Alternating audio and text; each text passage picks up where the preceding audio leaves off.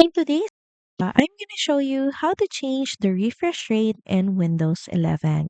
So first, in your desktop homepage, right-click on any area. Then next is click on Show More Options until you see Display Settings. So click on it. Now from here, scroll down until you see the Advanced Display Setting. So click on it. And here you can see the Choose a Refresh Rate option. Beside it, click on the drop-down menu and select the highest refresh rate your monitor supports. So it could be 120 Hz or 144 Hz.